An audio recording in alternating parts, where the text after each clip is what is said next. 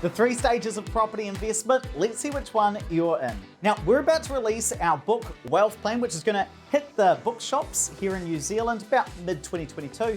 And within that book, we introduce the 3 different stages of property investment. Now, of all of the thousands of investors we've worked with, they do tend to fall into one of 3 distinct stages. They're either at the starting blocks, running the race, or crossing the finish line. So let's talk about what these are and which one you're in. Now, if you're at the starting blocks, you might not own your first home yet. So what's your goal here? You've got to buy that first property and you've got to build equity. Why do you want to build equity? Because if you build enough equity, you can use that as the deposit for your next home, for your next property. And that's going to allow you to build an investment property portfolio. Now, your first property could be your own home, one that you're going to live in. That's how most people get their start. But it could also be an investment property while you continue to rent somewhere else. That's how I started. So how are you going to build that equity? Well, once you've got that property, you're either going to aggressively pay down your mortgage or you're going to renovate that property to increase its value, and that's how you're going to create enough usable equity, enough deposit to start to transition into running the race. Now, when you're ready to buy that second property, that's when you start to move out of the starting blocks and hit running the race. Now, what's your goal here? To build a property portfolio. This is where you're going to acquire multiple investment properties so you can grow your wealth, and that is going to give you options. Now, when you are running the race, your goal is to acquire multiple investment properties. You want to build a portfolio of a couple of properties that you're going to hold over the long term, and as they increase in value or you pay down some of the debt, that is going to build your wealth. And that acts as the foundation for that final stage, which we're going to talk about in a minute.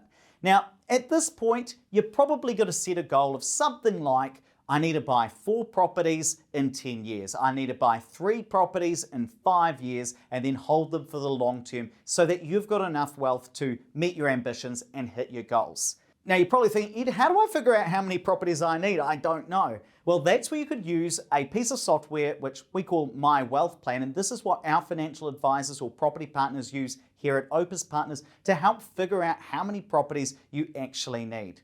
So what you do is, if your goal is to buy 4 properties over 10 years, you buy those over the long term as you can get bank financing, and then you hold them to grow your wealth. Now, once you've built up enough wealth for your ambitions, that's when you start to transition from running the race and move into crossing the finish line. This is the best one because now it's time to live off your property investment portfolio. Now, how do you do that? You've bought some properties, but what's the strategy to actually start earning an income off them? Well, there are 2 different options. The first is called nest egg, and I'll take you through it now. Let's say that you have bought 4 properties and now, simple maths, they're all worth $1 million each and they all magically have a $500,000 mortgage against them.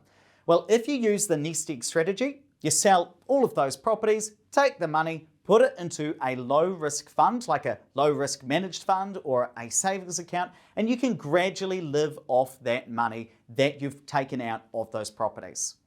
The second option is what we call the golden goose, and it's similar, but instead of taking that money and putting it into a managed fund, you reinvest it into high income or high yield housing. Now, the benefit of this is that once you've built your 4 property portfolio, for example, because you've still got pretty substantial mortgages, most of the rent is going to be going to the bank, paying the interest on those mortgages. But once you sell those properties, pay off all the debt, and put that money into high yield apartments, you're probably going to have very low debt, and that allows a lot of that rent to come to you, and you can live off that as a passive income. So those are the 3 stages: starting blocks, running the race, crossing the finish line.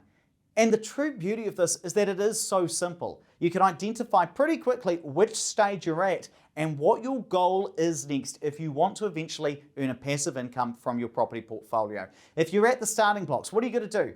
Buy that first property, build your equity. If you're running the race, time to grow a property investment portfolio. And then once you're ready to cross the finish line because you have built your wealth, sell down those properties if it's the right thing at the time, and then either reinvest it in a low risk managed fund or in high yield housing. Now, what I want to know is, which stage are you in right now? Let me know down in the comments below, and also while you're there, smash the like button, hit subscribe, and also toggle that little bell just so you get updated with all our future videos.